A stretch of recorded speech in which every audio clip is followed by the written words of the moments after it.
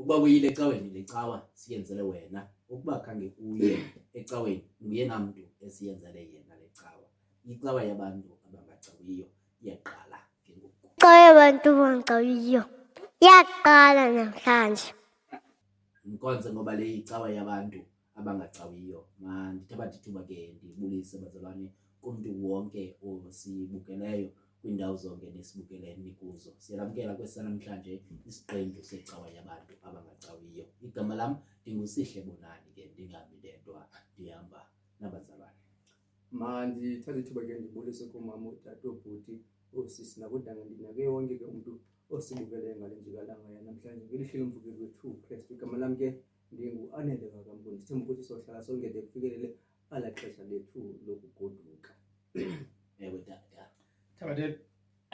Tabateli thuba ndibulise kuye wonke bethuna umuntu osiphulaphuleyo emakhaya, naye wonke umuntu olivayo ilizwi lam.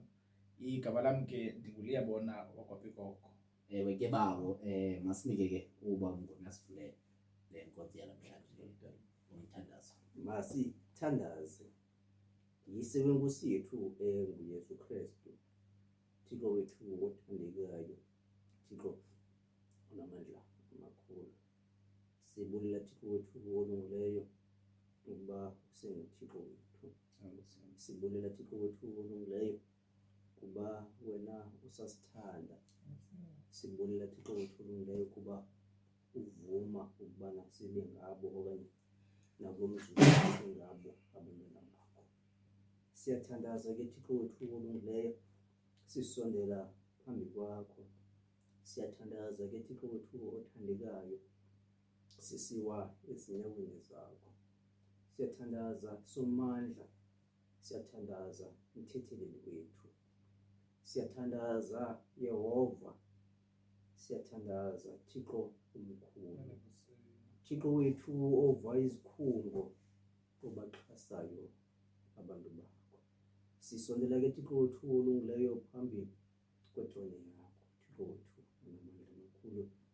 Sisithi Thixo wethu olungileyo, qala ngomvandedwa Thixo wethu olungileyo usentliziyweni, Thixo wethu olungileyo. Uxolele Thixo wethu ubugwenxa, Thixo olungileyo bezono zethu, ngoba Thixo wethu othandekayo phambi bona sithi sincokole nawe Thixo wethu olungileyo, kufanelekile ukuthi sivume ukuthi Thixo wethu olungileyo sinqombela sisolo. Thixo wethu olungileyo kakade Thixo wethu olungileyo wena uthela izwini lakho. Thixo wethu olungileyo xa sithi Thixo namandla amakhulu sizivume izono zethu, uthembekile wena ukuba usixolele. Sicela ke Thixo wethu olungileyo uxolele izigqizo zethu ke Thixo wethu olungileyo.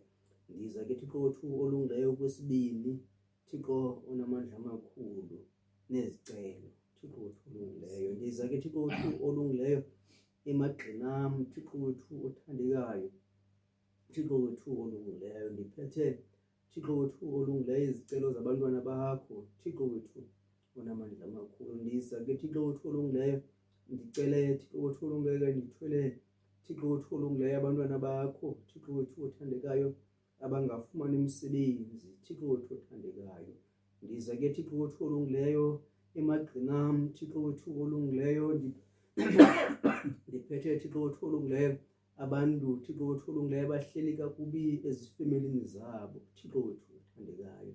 Ndiza ke Thixo wethu olungileyo phakathi kwakho, Thixo wethu onamandla amakhulu emagxinam, ndithwele Thixo wethu olungileyo abagulayo, Thixo wethu olungileyo nabagulelwayo, Thixo wethu onamandla amakhulu. Ndiza ke Thixo wethu othandekayo, Thixo onamandla amakhulu phambi kobuso bakho, Thixo wethu olungileyo emagxinam, Thixo wethu olungileyo ndithwele Thixo wethu olungileyo abanezidima ezirhuqelwa phantsi, Thixo wethu othandekayo, uNkulunkulu wethu onamandla amakhulu. Ndiza ke Thixo wethu olungileyo abanye Thixo wethu olungileyo abanenhliziyo ezisindekayo, Thixo wethu onamandla amakhulu, Thixo wethu othandekayo. Ndiyayazi ke Thixo wethu olungileyo, Thixo onamandla amakhulu, ngexesha Thixo wethu olungileyo bendisiza kuwe, Thixo wethu onamandla amakhulu ubundiva wena, Thixo wethu olungileyo, Thixo wethu othandekayo. Ngohlulwa yintoni ke Thixo wethu olungileyo ngalomzuzu ukuthi undive Thixo wethu olunge ngenxa yomkhonzi omnye Thixo wethu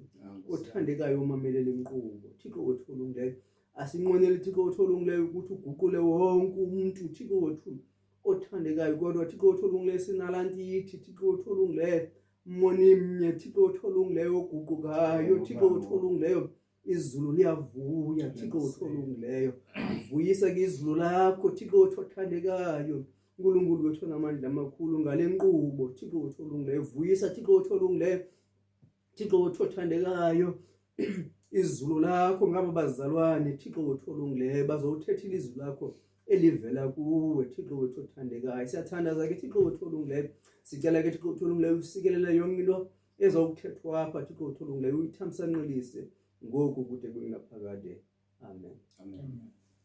Baba wethu osezulwini mani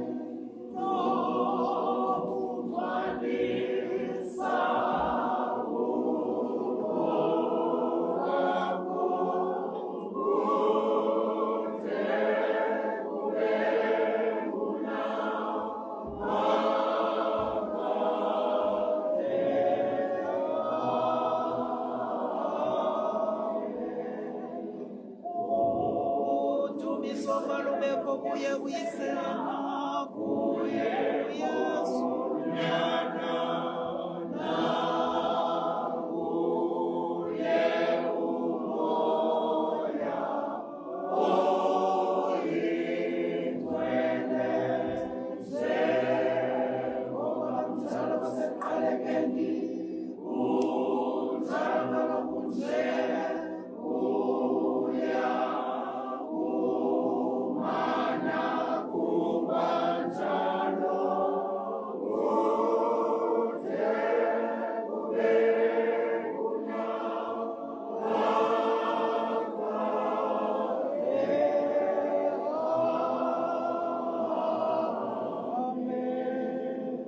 Bazalwane masinamkele futhi kwicawa yabantu abangacawiyo. Sesiyivulile ke le nkonzo umthandazo. Badla ngokuthi ke bazalwane abantu abakholwayo funeke simeme umnini wenkonzo abe ngaphakathi. Ngethemba ke into yokuba uThixo kunye nathi ngoba ke ibalilize ithi kanti thina apha sithi siyenza kanti sichitha nje ixesha. Bazalwane ke siyacela into yokuba wonke umuntu ongekanikeli bazalwane siyacela into yokuba unikele. Umnikelo wethu ke ulula kakhulu. Uba ukamcofi usubscribe awukanikeli incakasana, sicela ucofe usubscribe uzuthi ke xa sowunikele bazalwane, xa sowunikele ungalibali ukucofa like, ungalibali nokucofa ushare, ize ithi ke ngoku ucofe ne-notification bell le ikukhumbuze qho into yokuba icawa yabantu abangacawiyo seyizawuqala. Siyabulela ke kubantu abasubscribe-ayo, abantu abamane besithi qolo ukucofa like. Niyasenza bazalwane into yokuba noko sikwazi ukuphakama, siphinde sithi masirekhodeni bazalwane, nokuba kubuhlungu, noba abantu bayakhohlela ngenxa yokuba bakhona noko abantu abamane becofa like. Ingambi ke into yokuba ile episode iphele kungekho umuntu ocofe ulike okanye umuntu ongakhange acomment. Sizawuya ke ngoku bazalwane emazweni. Bawo mabasilinde pha bazalwane. Bawo, lo mzalwane uyawubona ngokuthi kyani andinabo ubuso bobu serious. Okay tata. Benke ndayibhala ke kwi-status le nto yalo mzalwane uphansi ufela apha estudio. Bawo. Qha ndiyabona uba abantu khange bandikholelwa. Manje ubuza uba unyanisile ndithi hayi bo ndinyanisile. Lo mzalwane simgqibele ngalaa mini wayezobhubhela apha estudio. Nkosi yam, wayibona amazulu evulekile. Sakhe sathi ngqumama okomzuzwana urekhoda ngenxa yobana sijongene nempilo yakhe. Siyabulela ke uba Thixo ekuphakamisile emveni kophefumla ngalo inxeba. Siyambulela uThixo ekuphakamisile. Bengingafuni uhleka ke bawo. Bengingafuni ukuhleka kodwa Usuhleka baba, akatefi bawo xa egula. usuhleka baba, usuhleka. Kodwa ke hayi into nje ukuthi bawo siyambulela uThixo ekuvusile. Siyacela ke asilindelanga uba uphendule ke bawo uyokwenza yakho ishow ke lena yethu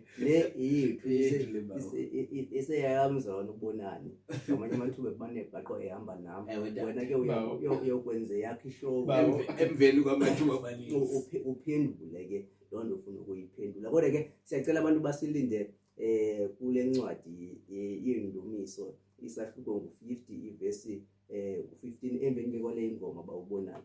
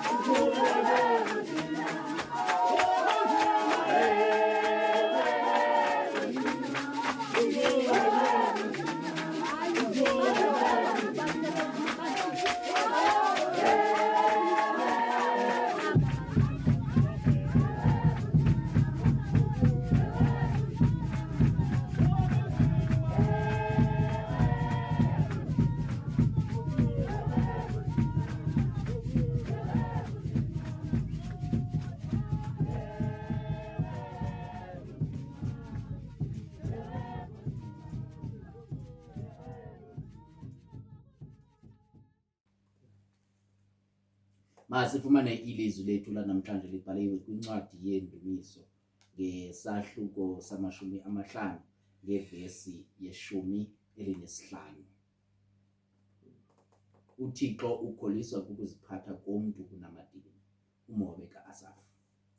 Sikwincwadi yeNdumiso chapter 50 verse 15 phansi kwesihloko esithi uThixo ukholiswa kukuziphatha komntu kunamadini, umobe ka-Asafu. Kufuneka ke ngohlobo ubize mna ngemini yembandezelo, ndikuhlangule undizukise. Eli lilizwi lenkosi. Nkosi mayisikelele ukufunda kwelizwi layo ngoYesu Kristu ngoku naphakade. Amen. Amen.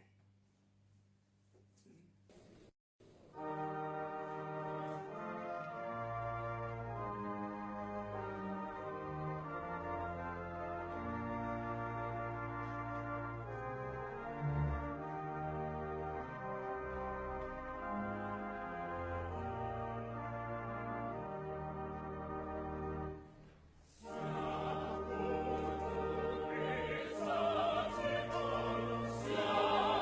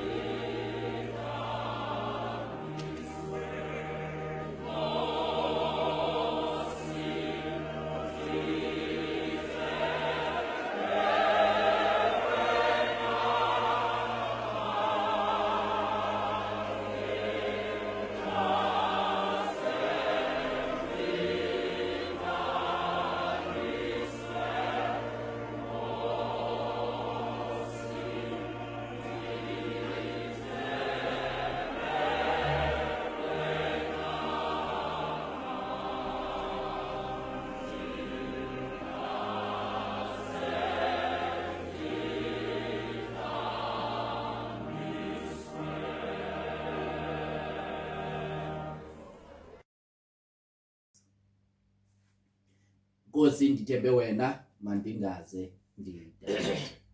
Bawuphiko Yabawo. siza kuwe bawo.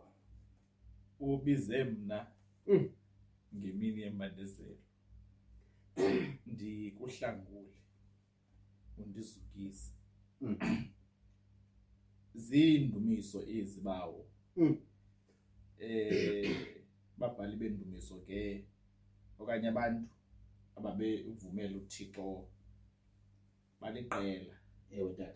Kodwa sifumana apha uAsaph na njengemvumi ephuma izandla ngela xesha ke lika Davide.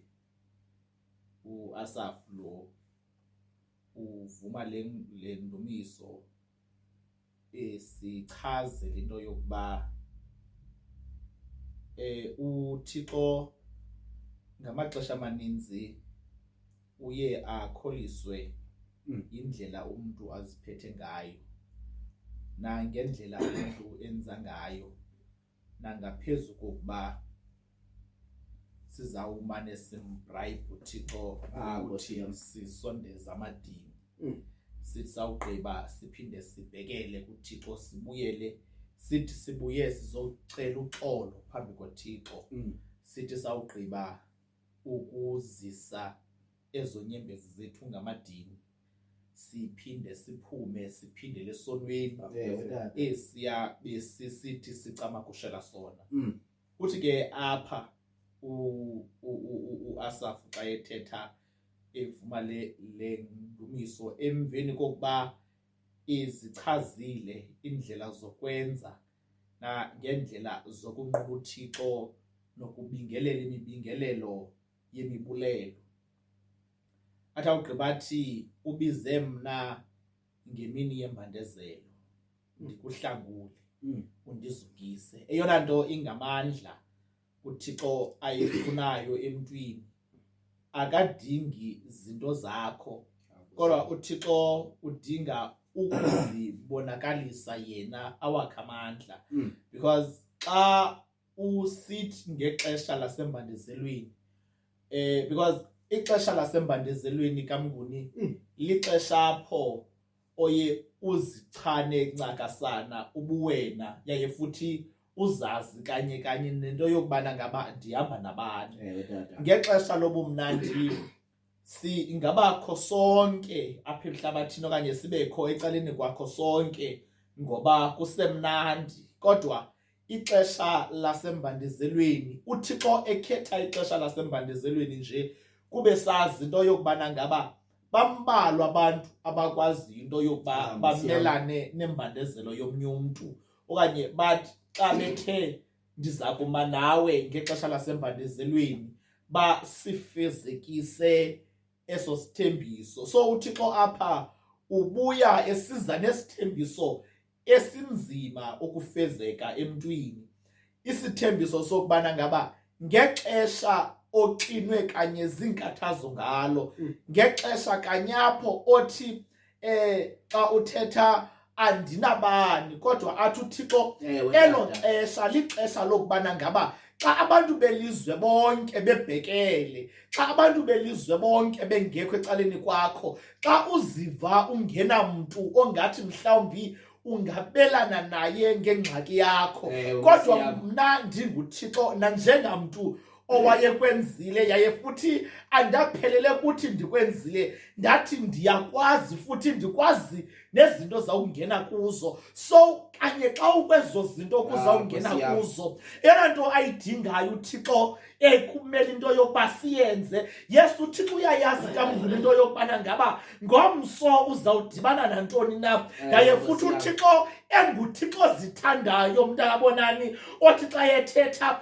uthi biza mna, ngoba uThixo esazi into yokubana ngaba ukuba ukhe waqhadaza uThixo wangena ezingxakini zakho phambi kokuba uminvite, uza kuba nalaa nto uthi ndizincedile kule ngxaki, yaye futhi niyawabona wamamandla mna ndiyakwazi ukumelana nezinto. Kodwa uthi uThixo xa usembandezelweni qale wenze laa nto yokubana ngaba undi-invayithe embandezelweni yaye futhi undirecognize into yokubana ngaba awamamandla anakho into yokuba phakathi embandezelweni abe nakho ukusebenza. So ubize mna ke ngemini yembandezelo.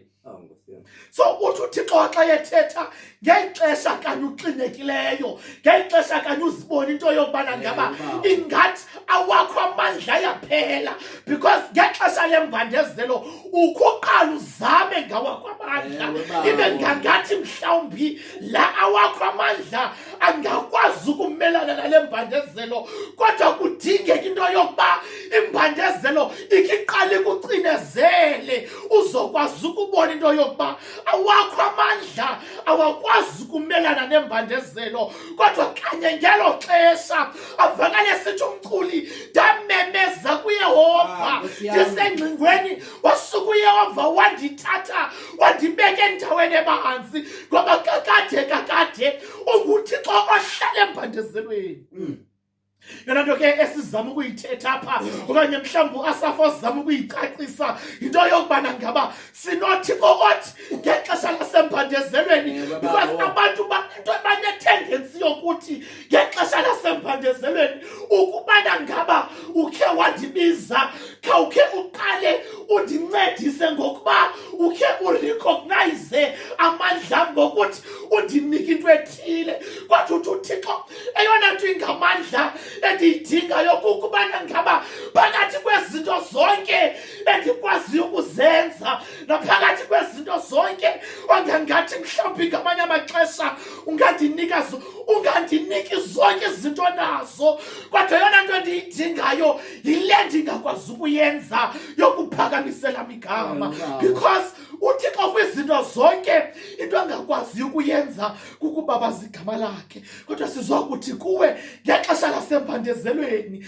yazi into yokubana ngaba kunoThixo odinga into yokubana ngaba uthi ngokusembandezelweni umbize, yaye futhi xa umbiza uThixo sithi isilingo sesicinezele, kodwa wazi into yokubana ngaba umane uvuma intumiso ethi kule ndawo ndikuyo ndisathembele kuwe Thixo, ngoba kakade ngexesha lasembandezelweni kufuneka sinyuse intumiso, ngoba amandla entumiso ayakwazi ukuthi asirhole lithi nokuba imbandezelo seyisicinezele, kodwa ngamandla entumiso.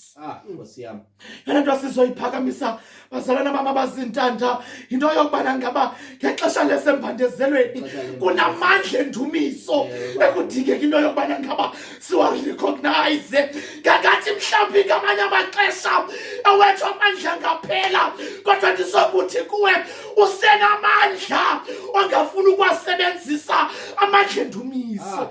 Yona nto sizoyithetha apha, kunamandla entumiso ekudingeka into yokubana ngaba nokuba usibona ukweyiphi imeko, kodwa amandla entumiso akwazi ukukurhola nokubana ngaba ucinezelwe yintoni. Sizothi kuwe namhlanje kunamandla ekudingeka into yokubana ngaba uwagubhulule kunome kuhleli kuyo, kodwa wazi into yokubana ngaba sizokuxelela into yokuba usenawo amandla wokuzikhulula kulo mbandezelo nokuba imbandezelo injani, kodwa namhoba uthi kuwe amandla entumiso akwazi into yokubana ngaba akwenzela inceba nokubana ngaba okwakaloku nje awuziboni usenza okanye mhlawumbi ubheka phambili, kodwa sizokutsho kuwe into yokubana ngaba ngexesha lasembandezelweni ukubana ngaba uthe waziyeka zonke ezinye izinto kodwa wakhangela ekhrusini. Othi xa ethetha mkhulu umculi wasekhaya ungabheke kunene ungabheki ngasekhohlo, jonga phambili ukhangele konguyihlo, ngoba sazi into yokubana ngaba ngexesha lasembandezelweni kunoThixo obakhululayo abantu abangabakhe. Sizothi kuni bazalwane bam abazintanda nangayo le mini yanamhlanje yazini into yokubana ngaba usekho uThixo onganikhululayo embandezelweni, usekho uThixo ongabalibaliyo abantu bakhe. Athi xa ethetha umculi wasekhaya ndimthanda umkhululi wam, kuba uhlalehleli yena nam, bakumka bonke abazana nam, zakumka izihlobo, usekho enobomi. Yona nto sizokuxelela yona kule yakho imeko, usekho uThixo onobomi ongakukhululayo nawe, yaye futhi ongakwenza wenzela inceba. Inkosi yoxolo ke, Ewe, baba. inkosi yothando, yange ingakusikelela ngoku nangona phakade. Amen. Amen.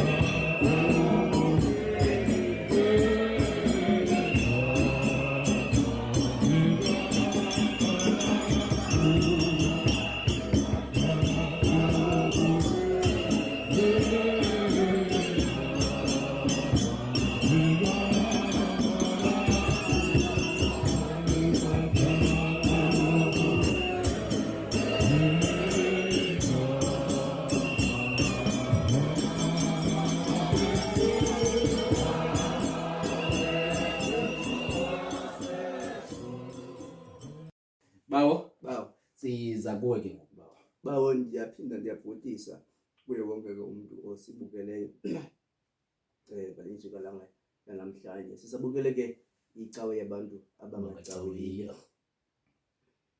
Zibike kum xa usengxakini. Bawo, ndinqwenela nje ukuqala kuloo ndawo. Zibike kum Usengxakini. xa usengxakini.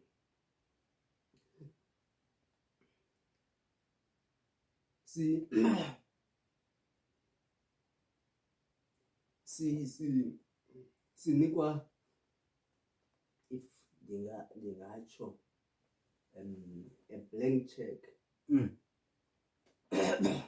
where siza kusayina okanye siza kubhala yonke into esihluphayo nesikhathazayo nebangela imiphefumlo yethu inxunguphale nengasihlalisi kakuhle. Sinikwa ke elo thuba linjalo namhlanje kuyo yonke into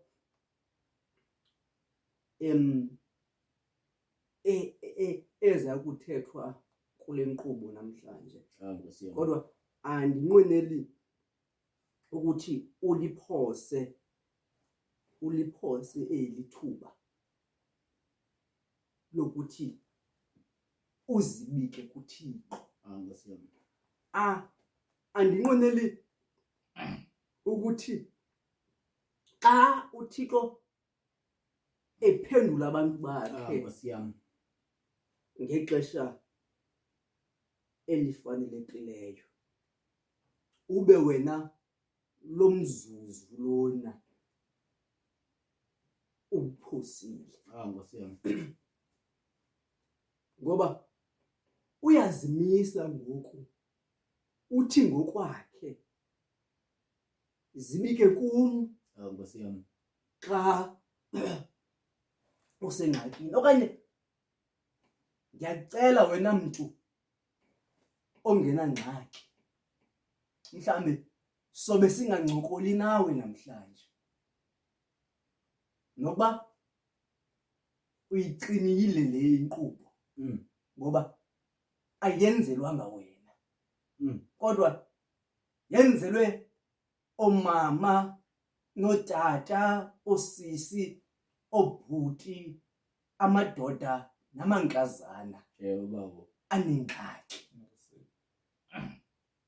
Noba ingxaki yakho xa thina siyijongile singabona ingangathi yingxaki encinci, kodwa uyazimisa namhlanje umntu okwazi ukusombulula ingxaki yakho.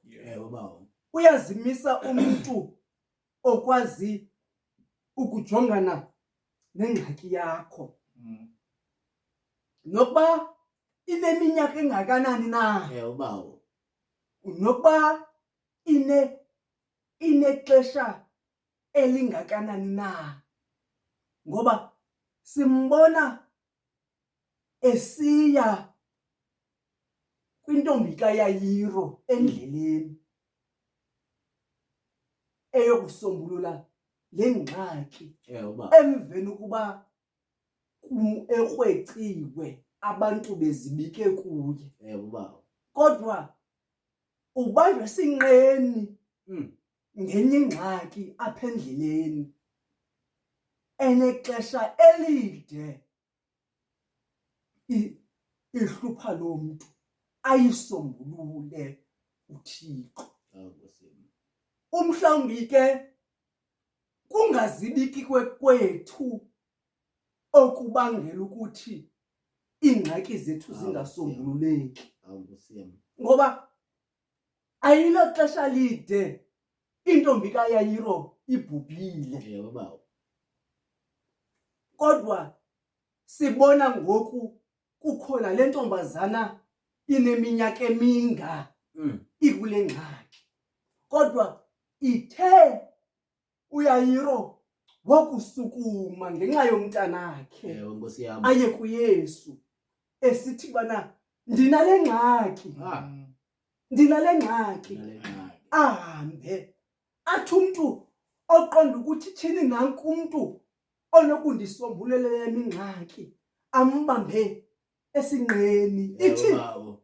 ingxaki yeminyaka kuba ezibikile mhlambi hayi ngokuthetha kodwa ngokwezenzo Ewe bawo. umhlambi hayi ngokuthi mna ndithandaze lihlobo Ewe, njengomama Nkosi yami. wana ezibike etempileni kuThixo ebhekisa kuThixo umhlambi hayi ngokuthi ndibeka istatus ngaphambili Ewe, ndizibika kuThixo ngoba uzoqala ncede mna uThixo kodwa namhlanje sixelelwe bethi bana masisondele kuYesu okanye kuThixo sizibike kuye. Ewe Nkosi yami.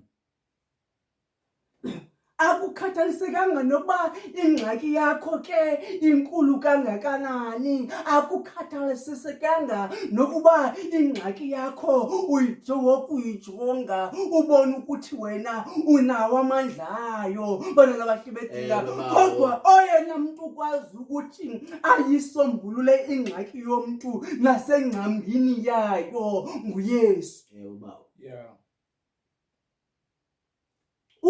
Usinika ke isiqinisekiso, mna ndiyakukuhlangula. Uthi yena uyakukuhlangula, akazukuthumela abantu ukuthi akususe kule ngxaki, kodwa uza kukuhlangula ngokwakhe uThixo. Akekho ke umuntu ozokwazi ukuthi akusombululele le ngxaki ujongene nayo. Akekho umuntu ozokuthi andisombululele le ngxaki ndinayo. Mna nguYesu yedwa ebethelelwe emnqamlezweni ozokwazi ukuthi asisombululele ingxaki zethu. Kwaye uyazimisa uthi yizani kum nonke nisindwayo yimithwalo ndiza kunika uphumlo. Ewe bawo. Ngoba sikhathalele uThixo. Athi xa igqibelisa ke wena undidumise.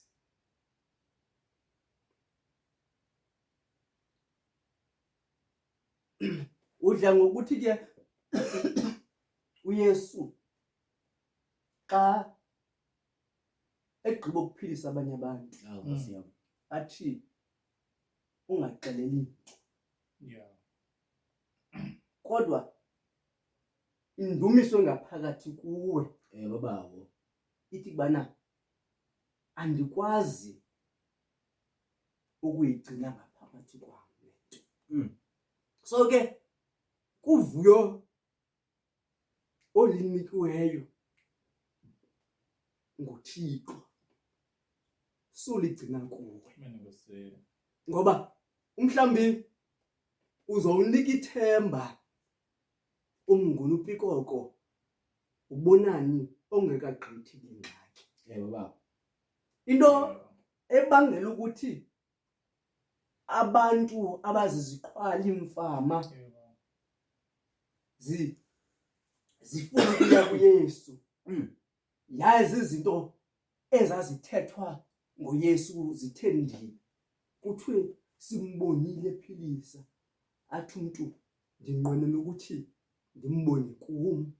Umbone esuka eJerusalema ebheka endaweni ethile kuba ulandela lo muntu uphilisileyo. So ngizozama ke ukuthi ungayigcini ngaphakathi into oyenzelwe nguYesu. Ewe bawo. Okanye into oyenzelwe nguThixo.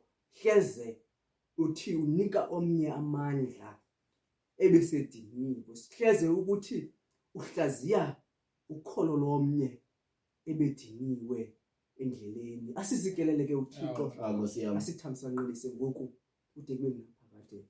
Amen. Amen. Ninokwenza manje lento khafaka ingubo. Namongameli sisho. Oh,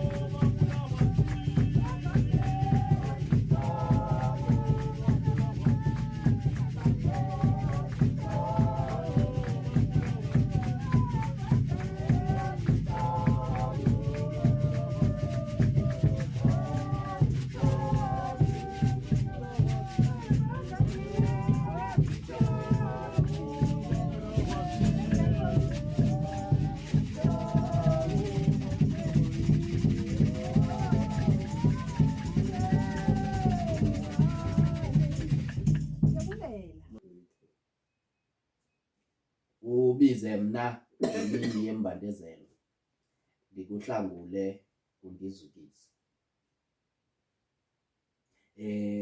Bawupikoko ke busithi utata uAsafu bangutata Kanye utamkhulu. okanye ngutamkhulu okanye ngumama Kanye umakhulu. okanye ngusisi. Kodwa ke lo mzalwane lona usicacisela ukuba uThixo ukholiswa kukuziphatha komuntu kunamadini. Khona la ndawo ithi phaa ku-verse 7 ndinguThixo uThixo wakho.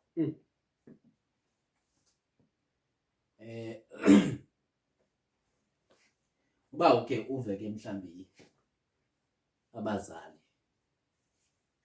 xa ufika mhlambi uzama ukuqhayisa emzini wakhe ngento yakho onayo, akuxelele into yokuba yonke into elapha kulo mzi ithi mna, ngoba apha kukwam apha. Awuzuqhayisa into yokuba into ethile into yakho. Kumaxesha ngaphambili ke yayithanda nokuba ixuthwe le nto apha kuwe inikwe omnye umntu ongazukwenza esi sigezo wena usenzayo ngenxa yokuba into isesandleni sakho. Ngakathi laa ndawo ke ithi ndinguThixo uThixo wakho izama ukukhumbuza into yokuba uzuzijonge ezi zinto uthi unazo, ngoba amathuba amaninzi bazalwane xa sinazo izinto zokunikela ngakumbi enkonzweni siyathanda nokucinga into yokuba sisondele kakhulu kuThixo kunabanye abantu, ngenxa yokuba xa kufuna into ethile funeke kulungiswe ucingo enkonzweni. Khawuleze wena ukhuphe epokothweni, okanye ngamanye amathuba ibe nguwe uthi ibandla lingayiyeka zonke iindleko zizawuthathwa kum, ngenxa yokuba umntu lo udalelwe into yokuba makakhe abulele ingakumbi izinto xa ziphatheka ezenziwa ngomnye umntu. Abantu mhlawumbi becawa bakuthathe bakubekele phezulu ngokuba icawa yabo yenze yabukeka kakuhle, bade abo bantu bacinga into yokuba basondele kakhulu kuThixo kunabanye abantu. Bantwana bahle bakaThixo, ngoku uThixo uzama into yokuba akhumbuze into yokuba mngoni nokuba mhlawumbi kungagcwala iinkukhu kowenu uthi mna ndineenkukhu ezininzi, xa kudingeka into yokuba sihambe siyokwenza umbingelelo ngokweenkukhu ezimhlophe ndiza kumugqitha uPikoko, kodwa into emasiyazi bazalwane into yokuba uThixo yena le nto sicinga into yokuba sinayo uThixo uthi umbhale lelikaYehova ihlabathi lenzaliseko yayo.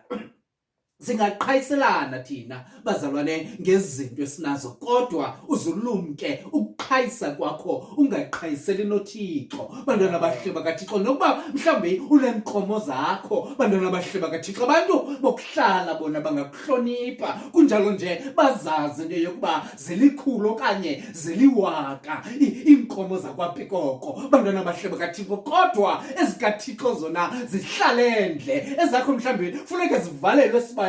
Bantwana bahle bakaThixo zingaphumi ngaphandle ngokuba azizukukhuseleka kwabanye abantu, kodwa ezikaThixo zona ngapha kukho iintaka ezezulu ezihamba ziindawo zonke ezifuna ukuzihamba. Bantwana bahle bakaThixo, kodwa zingasweli kudla. Bantwana bahle bakaThixo, ufika umntu onento kwakufika imbalela axakwe into yokuba uzawuthina kuThixo ezakhe izinto. Kukho laa nto kuthiwa esilungwini emngcwabeni immigration ezinye ziyazazi ndiye kuba ngoku ilanga ingathi liyasithela kwecala zihambe zingumkhosi ziye kwelinye icala ngoba uThixo ezakhe izinto uyakwazi ukuzenza sifike siqhayisele uThixo ngezinto esizivalela kwiiyadi zethu bantwana bahle bakaThixo izinto esixakekayo kwakunemvula iintsuku ezininzi ngoba kuzawuphela ukudla bantwana bahle bakaThixo namhlanje uThixo uzosikhumbuza into yokuba bantwana bahle bakaThixo kwizinto nazo uzigade into ocinga fana uzayiqhayisela uThixo ube ungenzi kakuhle ngoba ilishwa bazalwane lelokuba uthi awukwenza kakubi okanye awungenzi kakuhle uve into yokuba eyona nto eyenziwayo kumane kuyonikelwa kuThixo umane uyokucela amatoko bantwana bahle bakaThixo kodwa namhlanje uThixo uzokulumkisa into yokuba ndinguThixo andingoThixo nje pikoko ndinguThixo wakho bantwana bahle bakaThixo ngoko ungacingi into yokuba nangomzuzu omnye ungacingi into yokuba usisityebi kakhulu ungacingi into yokuba yonke into nayo iyalingana noThixo okanye yamkelekile kuThixo kuba abanye abantu bengenayo bantwana bahle bakaThixo namhlanje oyena uThixo into eyijongileyo kukuba wena xa usembandezelweni ubiza bani bazalwane abantu abanayo imali yeminikelo bantwana bahle bakaThixo kwakufika imbandezelo bafuna ukuphosa imali kulaa mbandezelo bantwana bahle bakaThixo abantu abanazo izinto bazalwane kwakufika ubuhlungu bafuna ukuphosa izanto zabo bantwana bahle bakaThixo ufika umuntu agulelwe ngumntwana ahambe ayothatha ugqirha ngapha kwamazwe bantwana bahle bakaThixo kuba yena unayo imali yokuphosa kwimbandezelo kodwa uThixo uthi namhlanje wakuzibona usembandezelweni ubiza uThixo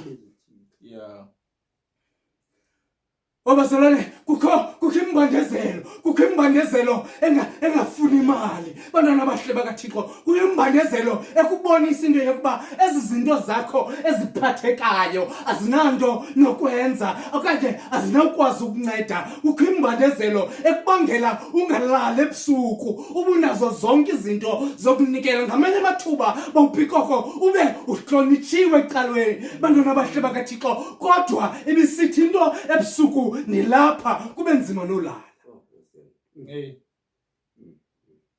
nobunazo izinto nazo bawumnguni kodwa ngomhla wembandezelo ungalibali ukubiza uThixo bantwana bahle bakaThixo kodwa ingangathi ithi xa siyiguqula lento nobunayo into noba kunayo kodwa kwakufika imbandezelo biza uThixo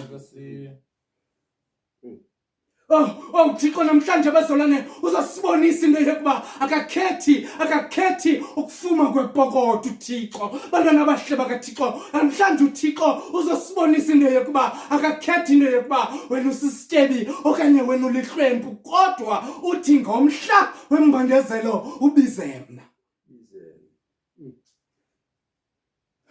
bakhala abazali bantwana bahle bakaThixo bakhale ngenxa yokuba bakhulisa abantwana kodwa ngoko kunqaba imisebenzi bantwana bahle bakaThixo abantu ke abanazo into zonikela bamnguni bafowunela abantu ababaziyo bantwana bahle bakaThixo kodwa namhlanje uthi uThixo mhla okanye ngale mini ubona imbandezelo ngaye biza uThixo owethu uThixo bazalwane ingangathi nguThixo lo wabantu abangenawo ama-connection bantwana bahle bakaThixo lo wethu uThixo nguThixo wabantu abangenamacebo bantwana bahle bakaThixo lo uThixo simkhonzayo nguThixo wabantu abaxakiweyo bantwana bahle bakaThixo abanye abantu bathi basengxakini bantwana bahle bakaThixo bayazi bazawufowunela bani namhlanje uthi uThixo xa bengekho abo bantu uzufowunele yena qala wayibeka wayendlalela lethu uThixo into yokuba izinto nazo andizidingi ngoba mna zezam zonke ezi zinto nimane liphikisana okanye niquthana nazo ngokuthi uThixo akukhathaliseki nokuba yintono nayo yintono ngenayo kodwa ngomhla wembandezelo ubiza uThixo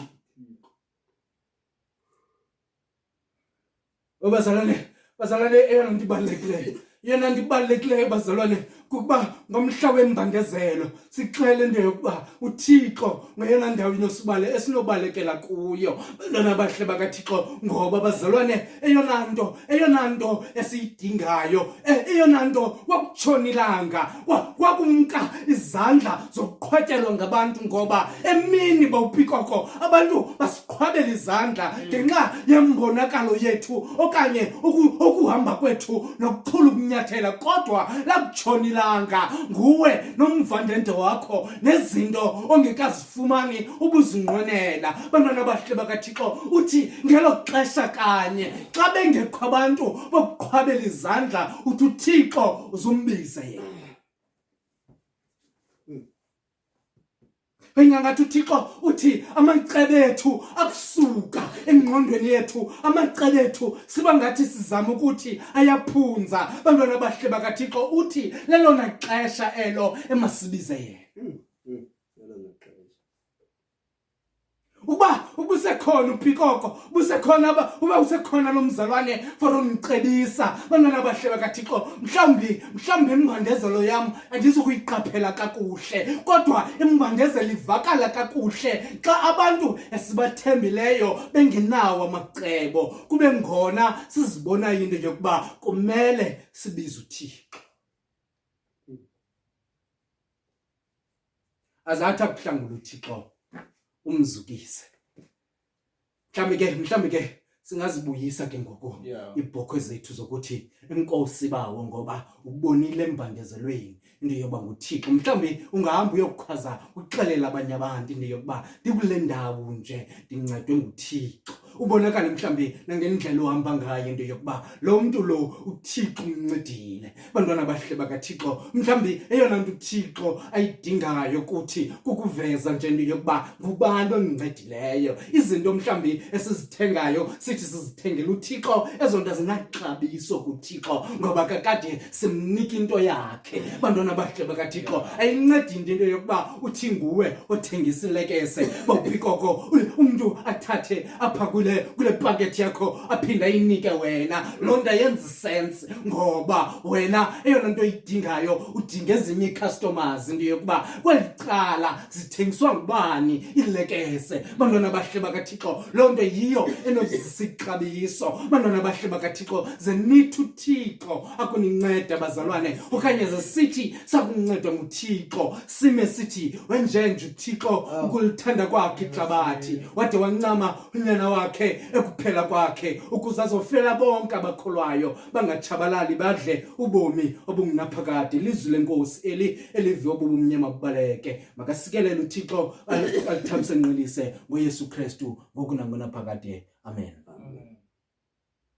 Phezulu mama songena kanjani? Phezulu mama songena kanjani? Mama songena kanjani? Mama songena kanjani? Mama songena kanjani? Mama songena kanjani? Mama songena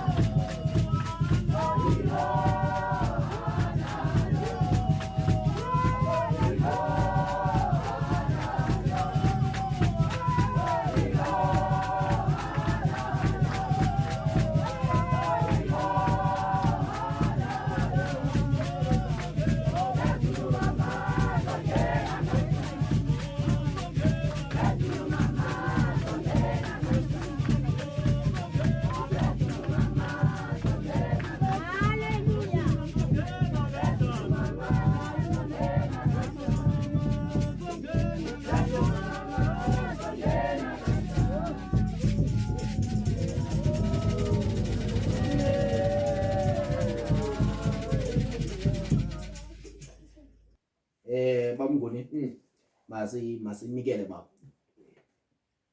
Bawo siyacela ke kumuntu ongakamcofi usubscribe cofe usubscribe kwenzela ukuthi xa iphinda igula uPikoko abe nakwazi ukumbona abazalwane. Tata. Ngoba asizuphinda sikhathe mix inkukhu umuntu uyawugula lapha eshowini Sifaka yonke loo nto leyo. sifake ingcina ezo. Uba uyayithanda ke inkqubo yethu ungamcofa u-like uba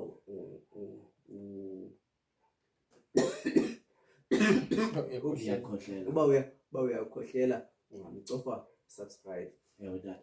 Uba ke upha eSikoti memorial Tata.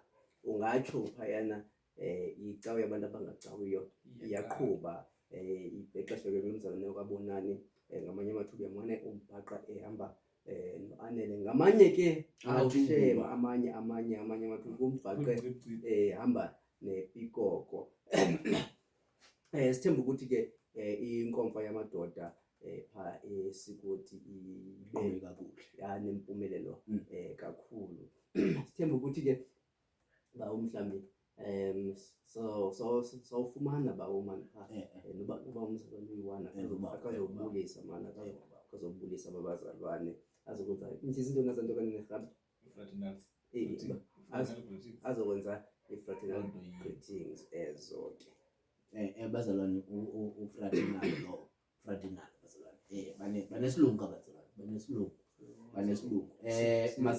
Masivale Pikoko. isilungu sikanobhala omkhulu uMaswini. Yes.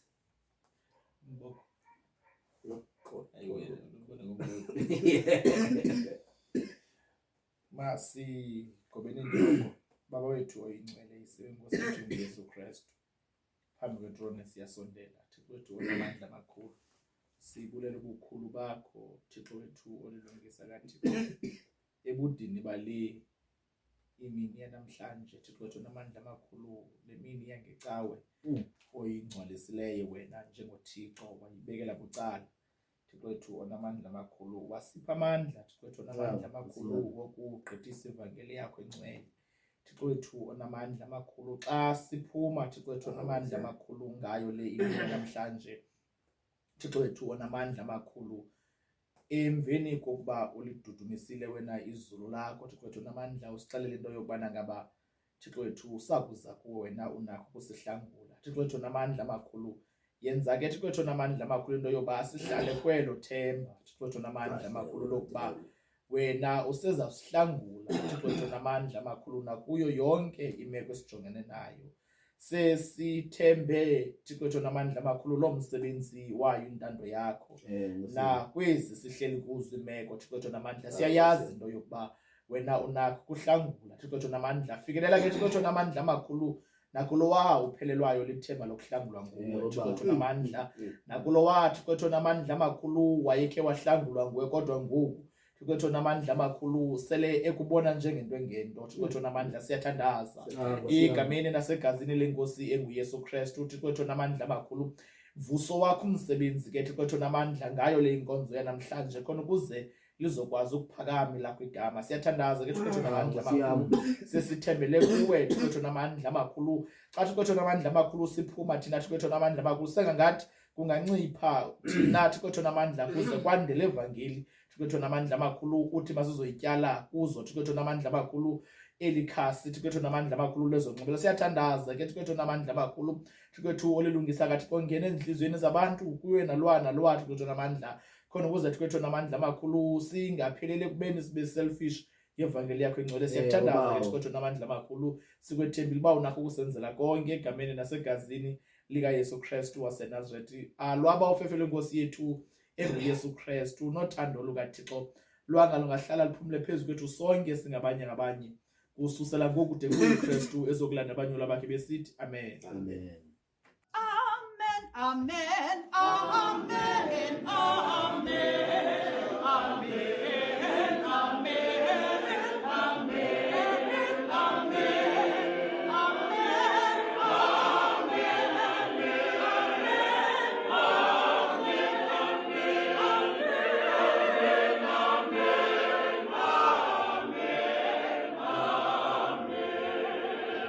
ukuba buyile ecaweni lecawa besiyenzele wena ukuba khange uye ecaweni ungiyena mntu ebesiyenzele yena lecawa ukuba ungumntu ke ophilileyo lecawa besiyenzele wena ukuba ungumntu onekhohlokhohlo njengathi lecawa siyenzele wena nawe masiphinde bazalwane masiphinde sidibane futhi kwicawa ezayo ngentsimbi yesihlanu siyabulela kumntu wonke oye wakunye nathi kwathi kwaleli xesha siyabulela kumntu wonke oye wasibukela kwathi kwaleli xesha kwiindawo zonke enisibukele kuzo kwiindawo zonke enina simamelane kuzo masiphinde sibonane bazalwane igama lam ibingusihle bonane ndingami ndedwa ndihamba noLiyabona wakapikoko kunye noAnele wakamnguni inkosi bazalwane le yicawa yabantu abangacawiyo ningalibali thanda Thixo thandazo kaye babayeni babayini nwele ezintathu 1 2 3 Papa yini, papa yini, papa yini.